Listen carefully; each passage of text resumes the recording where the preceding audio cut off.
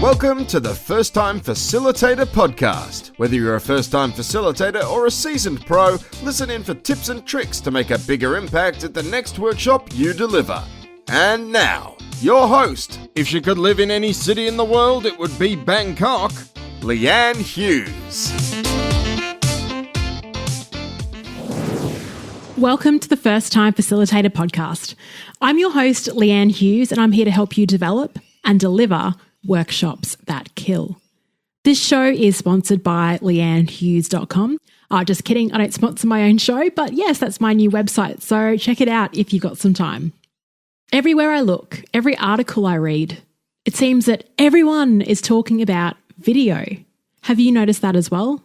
And look, it's true. I guess if you post a native video onto LinkedIn, a native video is a video that's uploaded directly to LinkedIn, not through a third party like YouTube.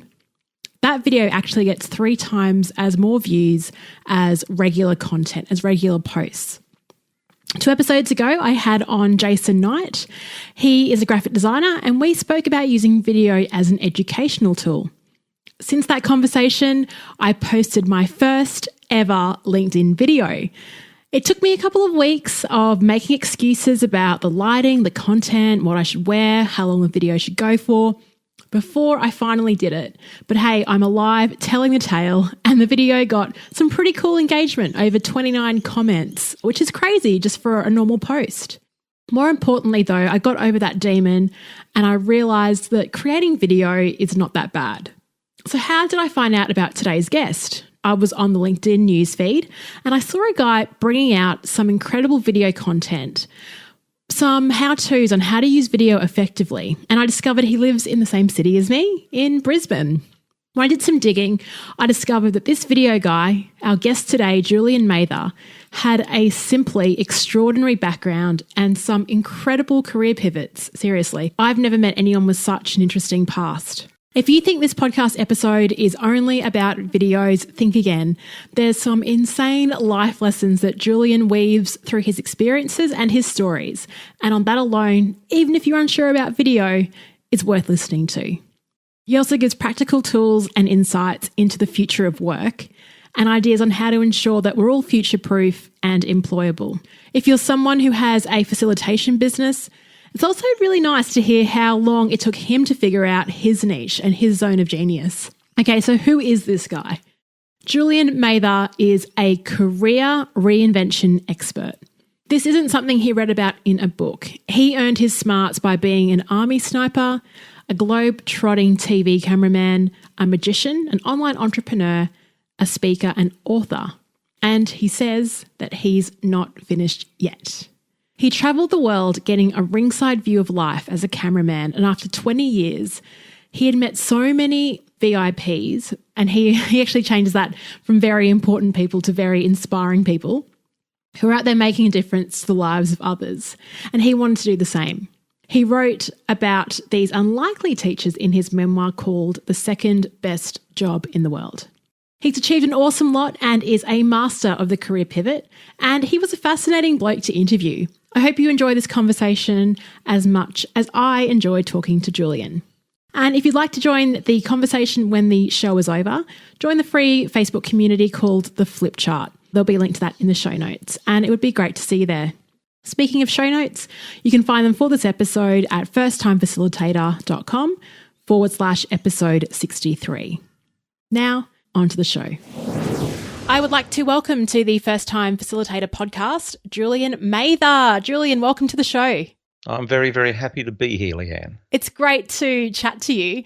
I usually start every conversation talking to my guests about their career pivots. And I guess what's interesting about you is that you call yourself a bit of a career reinvention guy. Like you've had a number of really don't seem too connected. So can you share with the audience what those careers have been and what you're up to now? All right, I'll try to give you the brief thumbnail view here, but it sort of goes back to when I was at school, because I did really well in school if you don't count learning. And I came out of school and all I wanted to do was be a photojournalist. And I'd worked out by wagging school and going to libraries and reading all photojournalism books that it didn't happen in my hometown of Brisbane. And so I knew I needed to get out of Brisbane. So I saw an army recruiting poster with soldiers in a pine forest. And I just equated pine trees not being eucalypt trees. And I thought, that's exotic. That must be somewhere on the other end of the world. So I ended up in the army. And so my first job was being an army sniper, and it was not what I'd really planned to do. I learned an awful lot from doing that, but I was literally looking through the wrong lens, the lens of the sniper scope. And I wanted a broader view of the world. So I left that and, pivoted around a bit there, but eventually got a traineeship with ABC TV, and I stayed there a little while, 28 years. And I had what I called the second best job in the world. I was a TV documentary cameraman, and they would literally put a plane ticket in one hand, money in the other, kick me out the door and say, go tell people stories. And it was just a great gig for decades. Probably the greatest thing was I learnt so much from all these unlikely teachers, because when you do documentary, it's long form. You're with people a longer amount of time, and you get to see behind the scenes, and people let their guards down. And I just learnt so many lessons from that and was influenced so many times that I couldn't shake it. And so I eventually got to the point where I wanted to go out and try and effect some change within the world, all these influences that have been happening to me for decades. And strangely enough, and there's no scope for this in this time frame to tell you, but I took a program into schools to teach philanthropy to school children. And I checked this with government officials. I checked it with parents and teachers and principals. I even sat on the government jet with the Premier of Queensland, and I ran it by her, and they all said, oh, what a worthy program. And so at the top of my television game, I walked away. No redundancy, no nothing. I just walked away, and I took this program into schools to deafening silence. And I said, hang on a minute, you said this was worthy. They said it is. I said, well, why won't you book me? And they said, well, you never asked that. That's a completely different conversation that we never had. And to put that in perspective, when I was at the ABC, I was a public servant. I didn't have a commercial bone in my body. I thought money grew on trees. I thought just because this was great, people would book it. And I learned a very hard lesson, the first lesson about business: never open a restaurant unless you've got a starving crowd. So I sort of my TV career had sailed off into the distance after trying to push this into schools for 18 months. And I had to repackage myself. And the hook that I used to get kids' attention was magic. I used to do magic. And so I repackaged myself and became a magician and became a kids and family entertainer, and did that for about 5 years. And look, that was satisfying, but it wasn't nourishing that need I had in me to affect change. So I developed this program that I took into schools where I taught kids simple little magic tricks and embedded character lessons within those tricks. And it went well, but there was too much information for kids to learn in just one session. So I had to make some videos and put them online so they could go review these lessons. And I put them on YouTube, and I found that they became very popular. So popular that I got a successful YouTube channel called Julian's Magician School, got 30 million views, 140,000 subscribers. And I drilled down into the metrics, and I got a surprise. I found it just wasn't kids watching me. It was adults. It was males, 35 to 55-year-olds. A big spike. So I reached out to them. I said, who are you people? What are you watching this for? And they said, we had always wanted to be children's entertainers or magicians, but we never knew how. We didn't have the confidence. And the way that you deliver these videos, you don't just show the trick, you show a little presentation, and you talk about the confidence and the presentation skills.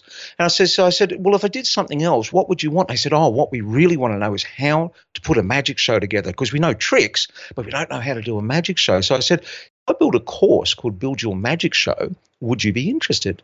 They said yes, and I did. And this became a successful and popular program in the world of magic. And it elevated me from a complete outsider in the world of magic to someone with a voice, and had my corner in a position of authority. And I ended up meeting a guy, have you ever heard this story where, it's an apocryphal story of a boy, and he's walking through the Amazon rainforest, and he finds a pendant but it's only half a pendant with a jagged edge, and it becomes his life mission to find the person with the other half of the pendant. You put those two halves of the pendant together and kazam, magic happens. Well, I found the guy with the other half of my metaphorical pendant, and he lived in the UK. He was sort of doing what I was doing, and we came together and we built the world's first online training academy for professional children's entertainers. And it was called Kids Entertainer Academy. We ran a number of podcasts, and we took people from all walks of life, from all around the world, to wishing they could be a professional children's entertainer. And we took them on this journey to where they were, full-time, part-time, occasionally, but they were doing what they actually absolutely loved. And we taught them the basic hard skills, how to twist balloons, how to do magic, how to story tell, juggling, all those things. But underlying was mindset and belief systems, and that really interested me. So I sold this online business a couple of years ago. It still runs. I took all these other ideas that I had, and I've been for the last 2 years working out a way to take these into market, into a new form. And I've been ducking and diving for 2 years.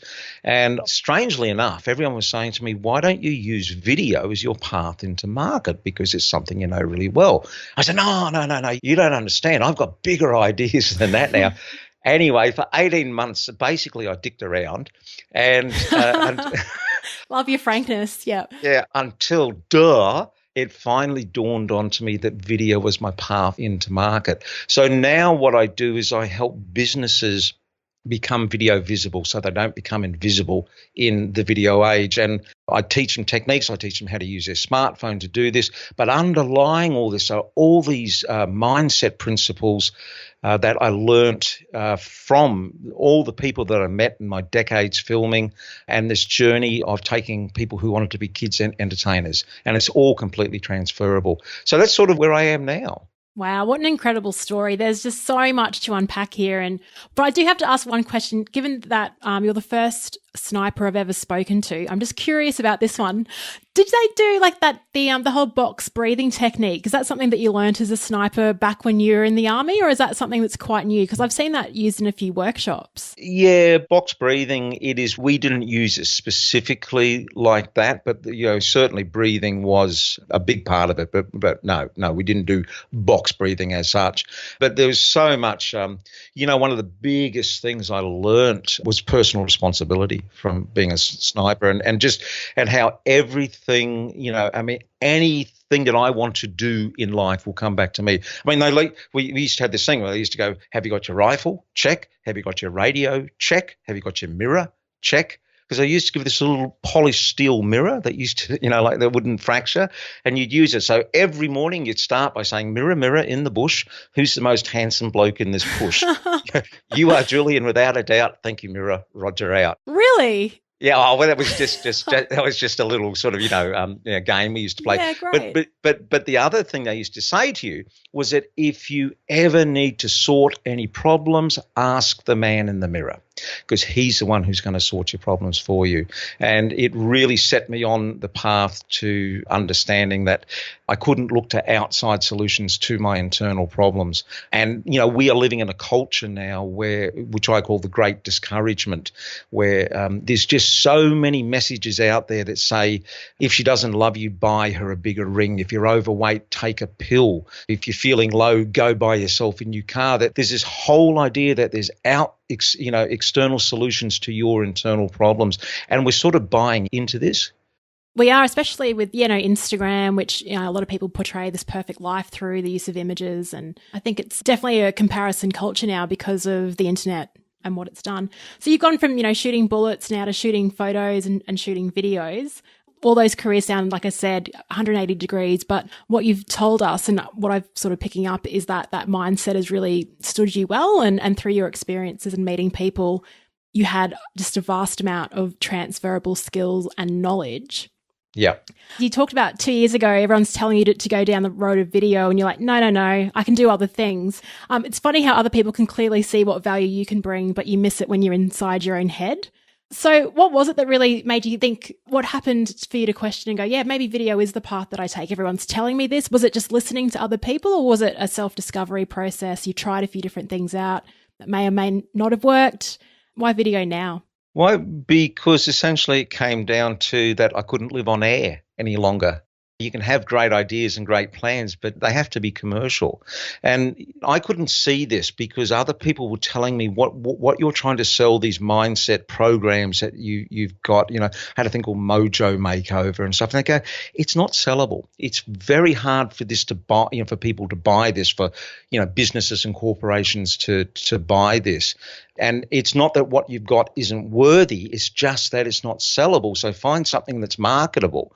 And they kept on saying video, but I couldn't see it because I was in a crusader mentality. I'm out there and I'm going to go change the world. And that is a really dangerous mindset to take on board because it makes you narrowly focused. And you don't listen to other people. You develop blind spots. It was really I just went, duh, one day. This is your light bulb moment. Yeah, it was just a light bulb moment. I went, oh, they've been telling me all along. But having said that, I don't regret any of that 18 months of ducking and diving and going down wrong corridors because I have learnt so much in that progress. My IP that I've designed, all this knowledge I had about taking people, from being wanting to be a children's entertainer to being a professional children's entertainer, I've been able to put a methodology around that. That was a bit loose. We were using it, but I didn't have a methodology. So now, I literally have a methodology and a process you can follow. And that 18 months was almost like going back to university and allowing your time to really think and apply and go deep thinking. And because the deeper you think, the more questions you keep answering yourself. I'm an adherent to the scientific process. Science is like you put an idea, like this theory, an idea, and you put it up on a pedestal.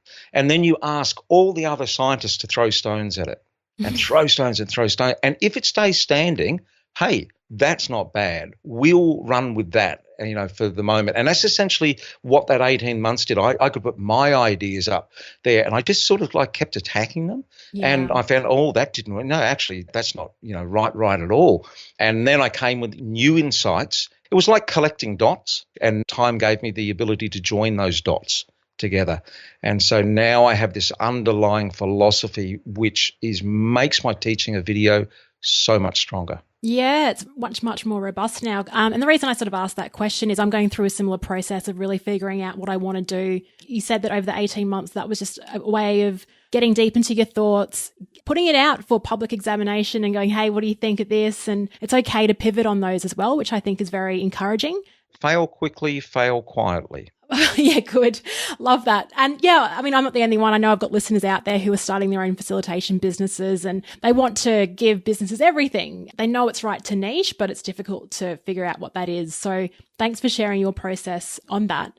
Now, on your website, you mentioned that there's 2 key skills that are essential for the 21st century, and these are being video literate and also being willing to change. Can you share with our listeners why you think those are the 2 big skills for surviving and flourishing in the modern workforce? Yeah, so if you're not aware of it, the 4th Industrial Revolution is upon us. And essentially just think of quantum computing, self-driving cars, 3D printing, renewable energy. These are all parts of this 4th Industrial Revolution. But the hallmark of the 4th Industrial Revolution compared to the 1st Industrial Revolution was steam. The second was essentially electricity. The third was computing and online and digital. And the difference now is the speed of change. It took 100 years to go from steam to electricity and to go from the digital revolution, which sort of happened back in the 1970s when personal computing came in. Here we are 50 years later, and the change is happening so fast. So everyone needs to get the love of learning back. There's this crazy thing that we leave school and that we think, learning is over. But that 3-phase life is gone. Our parents had where you went to school, you got a job and you retired, and you could get enough information at school and a little bit of training after leaving school, and that would last you a lifetime. And now it's changed because information has gone from being like a reservoir, a lake, to being a river. It's this constant flowing river that you just now need to dip into and get the knowledge when you need it, because they say the half-life of knowledge is about 5 years. And what that means is half of what you know now, you're going to have to relearn in 5 years' time. And that time frame is just getting shorter and shorter and shorter. So getting the love of learning back is incredibly important. The ability to learn, unlearn, and relearn. Alvin Toffler, he was a writer back and futurist back in the 1970s. He nailed it back then. He said the illiterate of the 21st century will not be those who can't read and write. It'll be those who can't learn, unlearn, and relearn. And this is why I think it is above all the skills that we need going into the 21st century. It is the most critical of all. So a good place to find out what's happening with the future of the world in the fourth industrial revolution is to subscribe to the World Economic Forum. They put out some terrific information, and it's really easy to understand. And if you look at, say, what they say the 10 most in-demand jobs for 2020 are going to be, I think at number 3 comes sales and marketing specialists. Number 4 comes customer service representatives. Number 9 comes teachers and trainers. These are all communication based. Now, why I say video, and video, of course, I've got a bias towards video, but I think it's somewhere within the top 5, because here's a simple physicality that most people don't understand. More people on the planet own smartphones than own a toothbrush. Really? Yep. And if you want the research, I'm happy to put that in the show notes for you. If you look at your smartphone and have a look at the text on it, it's really small. And we all use smartphones every day of our life. You know, we're almost addicted to them. So that text is really small, but look at your fingers. They're big and fat. It's too hard to operate text. And for that simple physical reason, we're going to be using smartphones as our pipeline to, you know, with each other and to customers. We need a new language, and that language is video. And so video is becoming the preferred language. And so that's why you need to be video literate and video confident, because it's not just about making videos, it's about we need to be able to present videos. Even if you're not running a brand or a small business or a practice, if you're an employee, this is important to you, because video job applications are on the horizon. And if you don't present well on a video, it's not a human who's going to be looking at your video job application. It's going to be an algorithm. And so this ability to present well is really, really important. And that's where we come to the big problem, because presenting on video is just a proxy for public speaking. Yeah. And most people do not like public speaking. Most people hate the idea. Most people sends a rod up their back and a knot in their stomach and their palms go sweaty. It's very real. So there's a problem. And I think the problem is greater for women. And it's just based upon my experience of dealing with all the women I know in my life, that presenting on camera is always a bigger issue to them, always. And I think it's just another impost upon women in business. It's just another thing that they have to deal with. But, you know, I'm not making the rules here. I'm just trying to find out solutions and find ways to help people. Yeah, I remember back in 2008, I was going for this. It was a dream job for me on paper, and I really wanted it, and it was very competitive. So I filmed a video. And the second I showed the owner of the company the video, he was like, "You're hired." So that was just a really great way to differentiate over, 10 years ago. And that still holds. This is only 2 months ago. I know of a person who applied for a very big company. Let me tell you, it's a very big company. And he wasn't asked to do a video job application. He put a video job application in because other people aren't doing it. He stood apart from the rest. He didn't get that job. He got a job 2 levels above the one he applied for because, and they said to him, "Do you know how many people in this organization have seen you, watched you and listened to you speak and communicate before we've even got here?" 4 people in positions of authority had literally seen him because of this short 4-minute video that he sent in. Yeah. It's very powerful. I've been using it also recently with before running conferences. So actually doing just an intro video of what we'll be covering and sending that to the client and them sending it to the people attending. So then they've got some sort of insight into what to expect on the day and who's running the conference, and just raise a bit of familiarity. It's always worth it. It does take that extra effort to create video, but I've found every single time I've just been rewarded from it. Yeah, and look, video is hard when you Yeah. start because it's a new skill. But the more you do it, it's like anything. It's like it just becomes easier and easier. And the other thing that you spoke about, which I thought was interesting, is because I like public speaking. I really enjoy being up on stage, but I get very flustered in front of this camera. I'd love to explore a bit more about the video confidence side of things. So why is it so difficult to speak to a camera when there's no one even around? You've got it on a tripod, you're in your own comfortable space, but for some reason that red light turns on or we know it's recording and we just freeze up. What happens? Well, the difference between video and public speaking is video is recorded in perpetuity, in a sense. It becomes a record of what we've done. And therefore, like the older we get, we have this problem with perfection. This is a position of status and our position of authority, and people expect us to say the right things and the correct things. And therefore, we start to double guess in our minds as the words are coming out. We're thinking, is this right? Is this the correct information? And of course, so many people just don't like looking at themselves back on video. And the thing about video is you watch yourself back. So when you public speak, you don't watch yourself back. You're looking at the audience. You're engaging with them. You're in the moment.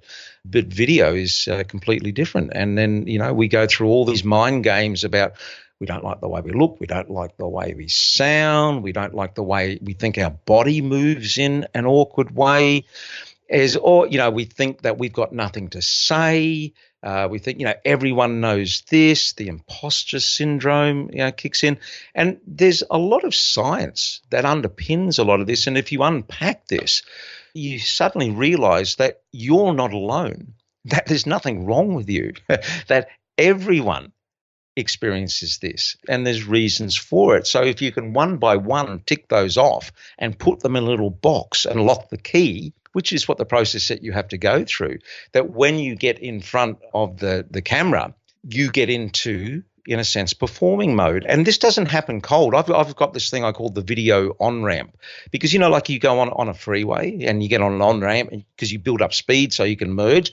It's the same thing when you shoot videos. It's very hard just to push the button and go into it. I have this little mental process that I go through, and I call it the video on-ramp. But what it does, it essentially ticks off the technology, it ticks off what I'm thinking in my head about myself, about it, and it's like tick, tick, and it's like lock, lock, lock. So by the time and it's physically about how I'm sitting, am I slouching, is my face smiling, and then the last thing I say in my head is, now, how can I help you? This is all a silent mental process, and I'm completely committed to thinking about my avatar on the other side of the camera, who I'm talking to. I have an imaginary avatar, and I speak to that person, and I'm just speaking about solving their problems. So you're shifting the focus from this is all about me to how can I help this person with the message that I'll be delivering? Yes, from inward focus to outward focus. And most people, it's always thinking about themselves. There's always part of their brain. And you can't have a convincing conversation. You can't build your know, like, and trust with someone out there when you've got one part of your brain that's always thinking about you. Yeah, good point. It's funny, your on-ramp. So my on-ramp was basically tech, get dressed, put makeup on, and then record. And then I start recording and I'm like, oh, the message is really stilted and my words aren't coming out right. How do you script your message? Do you script it, or do you have like 2 or 3 key bullet points in your head that you speak to, or is it just one message? How do you think about what you're going to say when you hit that record button? So one of the things that is very important for people to learn is the discipline. I have 3 major sections that I teach when I teach video. The big one is tell the truth, which is about that the world wants truth and you are the person to give it to them. So all those things we were just talking about before, about you are the right person in 2019 to be delivering your message. And then the next section is called Study the Pro. And that's because broadcast TV has many disciplines built into it that are commercially based, because it's there to make money. And if you understand disciplines about time, about techniques and using templates, you're going to move forward a lot quicker, because you can't spend 3 hours making a 30-second video. No. It's just inefficient. You need to be able to put it in your calendar, Monday, 10 a.m. to 10:30. I'm going to knock out two videos in that time. And you can do that just getting back to answer your question here, if you use templates. And so most of my videos are template based. And like if you watch a TV show on a weekly basis, it's done to a template. It's the same opening and it's the same formula. They don't reinvent this every time they make a TV program. It's not commercially smart. So when you make videos, it's good to work to a template. It can be a template that you make up yourself, but it's just this idea. And so the simplest thing when you're making a video is 1 point per video. So no one's got time to watch longer videos now. How long should a video be? As long as it needs to be, but no longer. So 1 point. And so I make little just dot points up, but I'm not making a video if I don't know what I'm talking about. And it's a heck of a lot easier. So what I do is I have a process that I teach that's called zip it, mark it, crush it. Okay. I love that. Yeah, zip it, mark it, crush it. And it's essentially zip your lips. It's silence. This is another discipline you learn from broadcast TV is silence. You know when you're doing a video and you're sitting there and you're going through and you go, and then you go, oh, God, I stuffed that up. Yes, I do that all the time. Yeah, zip it. Say nothing. I mean, make the mistake, but silence is your friend when it comes to editing, because what happens if you can just sit there and you can make like 100 mistakes, but if you look at your editing track, when you look at it in your editing software, if there's absolute silence, and when I say, and hold the silence, I mean, don't worry if your record for a 30-second video goes 20, if it goes 20 minutes, it doesn't matter, because when you look at the edit track, the audio track in your edit program, you're going to just see gaps of silence, and that. So to find out where the new audio starts, you can go to it very, very quickly. And so that way, when you make a mistake, just stay silent and sit there and just hold it and just enjoy the silence and have a list of dot points that you can look off at, and then come back and have another go at it. And if it doesn't work, silence. Look at your dot points again, think about it, come back, say it again, and when it's good, move on. And then when you go back, it's only a matter then of finding those good takes, butting them up together and putting a little bit of digital spack filler over the top of it, just a little dip to black fade or something like that. So it might take you 20 minutes to record your 30-second videos, but using that process, the edit will probably take you 5 minutes to do it. And so you can knock videos out really, really quickly. Yeah, that's awesome. It just reminded me of I don't know if you've seen that YouTube video of our former Prime Minister, Kevin Rudd, the bloopers reel of his. I'll have to put it in the show notes, but basically he's trying to speak Chinese and he continually just stuffs up a sentence and he doesn't zip it at all. In fact, he uses some pretty offensive language, but it's pretty funny. You can see how frustrated he gets. And it's actually reassuring to know that a Prime Minister can get that frustrated in front of video when he's been doing it, speaking to the public. We all do. I mean, I've made over 1,000, videos and sometimes I'm tired. You would not want to be in this room with me, I tell you. This is really great for building our personal brands, and we've spoken about that aspect. But I also love that you were using videos back when you're doing the magic show stuff for your YouTube channel, for using it for tutorials. So how can facilitators start weaving the video stuff into their education? Is there a different style they need to take instead of just doing the kind of talking head video? Is it worthwhile doing demonstrations? What did you do in your YouTube videos that really had an impact? Well, because they were magic based, it was very much demonstrations. But again, that was all shot to a template. There were hundreds, thousands of videos there that, I set myself up to do that, to be able to, I scripted it out, and it's essentially a storyboard, a shot list that you go through. And so it's batching. I would look at all the bits that I would need to be sitting there talking to the camera because I had it on my storyboard. And then I could just record all those at once. And then I moved from that setup to the overhead camera on a table that showed a close-up of my hands doing the moves. And you'd shoot all those together. And then that just goes into the edit program. Look, there are so many different types of videos and each require a different approach. This is probably a more recent challenge for me, is that you'll go in, run a 2-day workshop and it's great, but then people leave the workshop and they don't leave with the same energy. They go back to their day-to-day lives. And I'm thinking, could you use then video to drip feed messages out 1 or 2 weeks after the workshop? Oh, gosh, yeah. And in that case, I mean, if you're just talking about ideas and strategies, yeah, I mean, you can just do it presenting to camera. But you can also then go online, and if there's examples of videos that you've seen on YouTube or any platform, learn to screen record, because a lot of these aren't downloadable. But I screen record and use a lot of videos that aren't mine, and I don't have copyright to use them, but I use them in workshops. But I attribute with honor and respect. I go, this is a great video and I want you to see this, and it's made by this person and this is what else that they've done, but I'm using it here as an example because it's really valuable for you to see. And I get most of those by essentially screen recording off, my screen. And so if you don't know how to screen record, just do a search for it and look for it. And you can do it off your phone. Send it to your desktop and edit it and put it in packages. Perfect. And I love that you were an ABC cameraman, but you say that the only video camera that you use nowadays is your smartphone. Oh, gosh, yeah. You see, people don't understand where video and photography is going. So there's two types of photography, and it's important that people understand this. There's optical photography and computational photography. And optical photography is what we've grown up with, like there's a box with a lens on the front of it, and in the back of the box there's a piece of film or a sensor, digital sensor, camera that we know. They can't make lenses much clearer than they are now. Our eye can't see any sharper than it's always seen. And we can't make digital sensors much more sensitive than they are. We're sort of peaking with that. The other photography is computational photography. That's where we take the image that we've captured in this optical camera and then we apply computing power to it.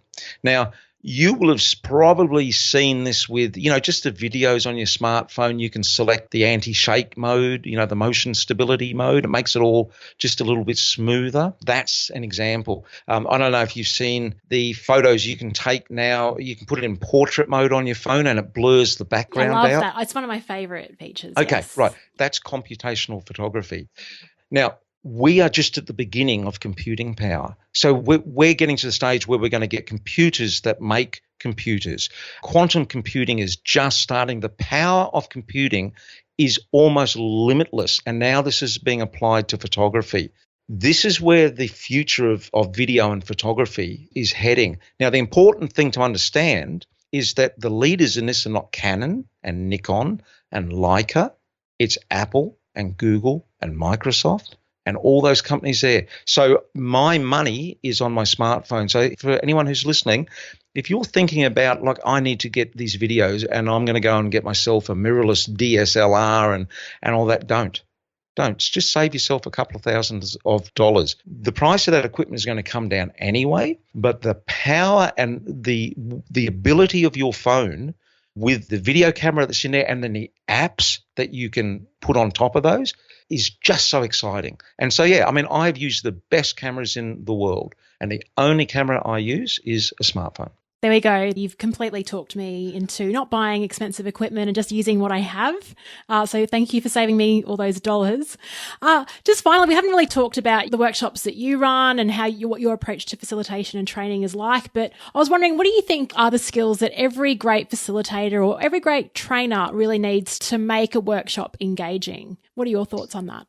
I would say for speaking, training, and facilitating, that one of the best things, professional development you can do is go and join Toastmasters and say, I'm going to stick at it for a year and maybe even longer, because I listen to so many trainers and facilitators who and ah and don't have a structure, don't have an ability to really manage an audience.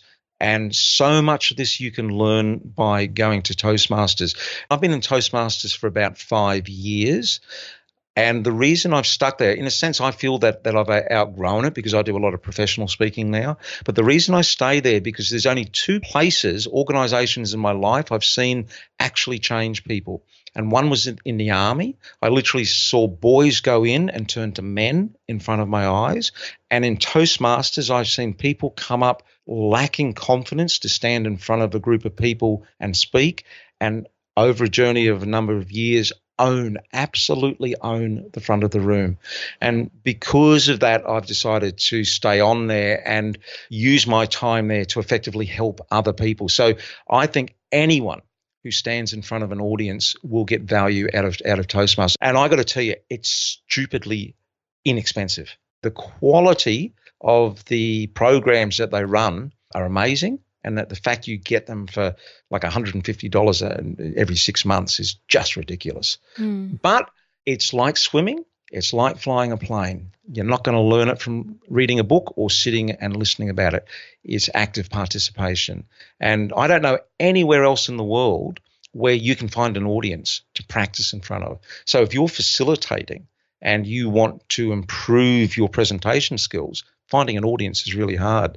Doing it on a weekly basis at a Toastmasters club, it's there waiting for you. Yeah, you're definitely not the first person that's recommended Toastmasters. And we've had a few previous Toastmasters guests on the show as well. So I can hear from the way that you articulate your voice that it's very clear that you've worked on that craft. And can I jump in there just to underline that for people? I started my life as a stutterer.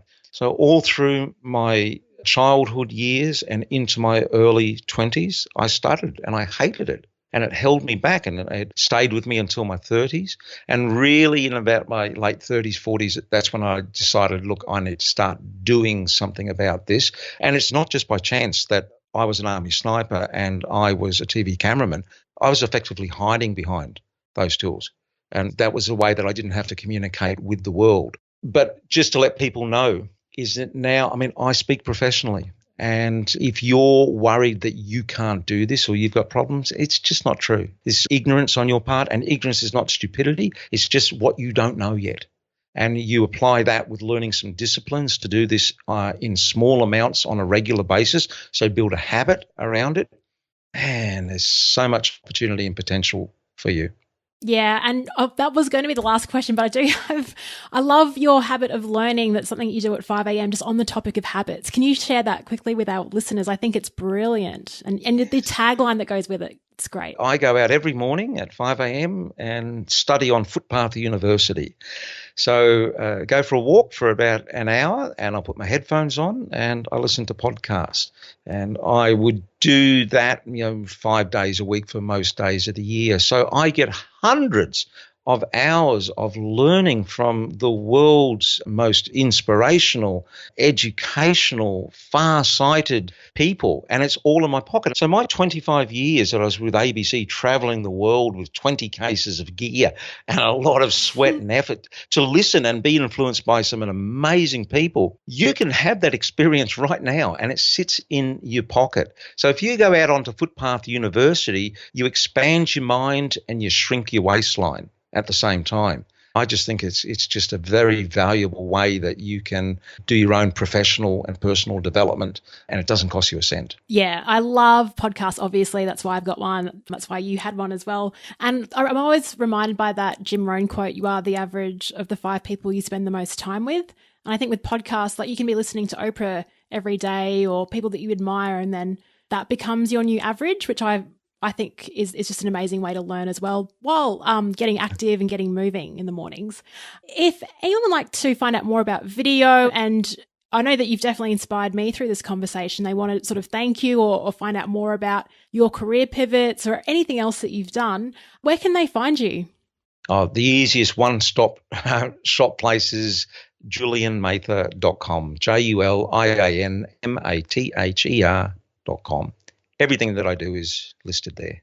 Perfect. And we'll link to those in the show notes. Julian, thank you so much. This conversation could have gone for way longer. I think we need like a Joe Rogan 3 hours to even just break through the surface of all the stuff that you've done. So it was really wonderful finding out that we don't need to get extra technology. And I like that you talk about the video on-ramp before you hit that record button. That's something that I will start to incorporate as I build up video. So thank you so much for all the work that you do and for sharing everything with our listeners today. Thank you for giving me the opportunity. Hey, thanks so much for sticking around. You've reached the end of another episode of the First Time Facilitator podcast. Connect with the show at firsttimefacilitator.com or follow me on Instagram at Leanne Hughes to find out what I'm up to during the week. If you enjoyed this episode, please feel free to share it with someone who will also appreciate the insight, and make it easier for yourself and subscribe to the show in your podcast player of choice. Thank you so much for listening, and chat to you next week.